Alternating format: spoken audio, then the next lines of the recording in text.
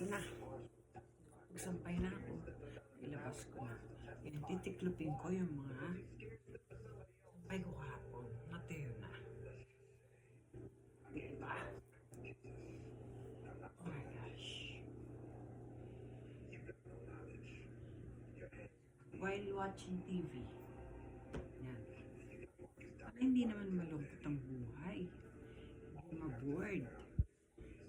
Araw-araw, mampatang ang ginagawa.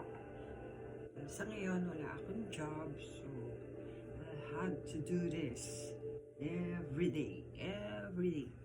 Walang pass. Yan. Hindi ako maganda. Pero ito totoo. Yung mga ginagawa ko sa araw-araw. Manood naman kayo ng simpleng ganyan. Ganyan lang. Yung puros ano tayo. Puros karanyaan or what or ay naku. Diba? Pakita ko rin yung totoong buhay na ginagawa ko. Yan. Tiklop-tiklop. Kasi kailangan. Nagagawa. Ano kasama bahay dito. So, flight lang ako. So, hindi rin ma-board kasi mag-isa nga lang ako. Pag umaga. Wala akong gagawin kundi ganito. Totoo to. This is the truth.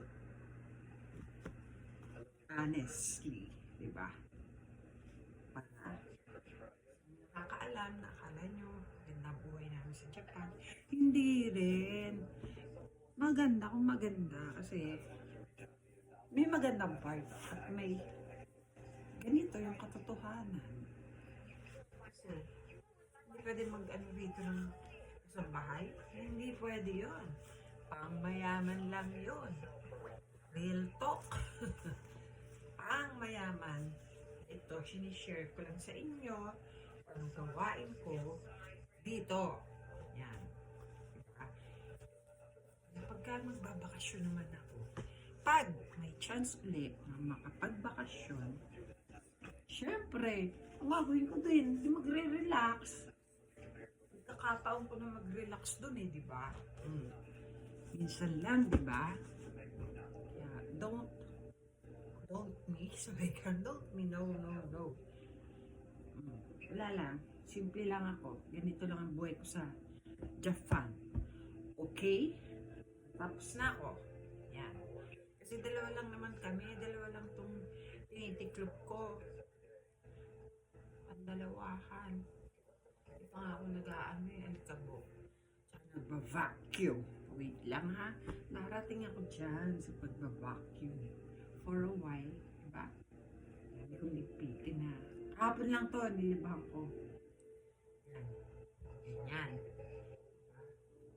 Usually, pajama lang naman Sa akin pajama.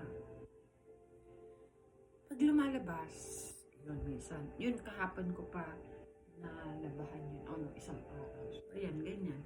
Ganyan lang tayo. Diba? Simple lang.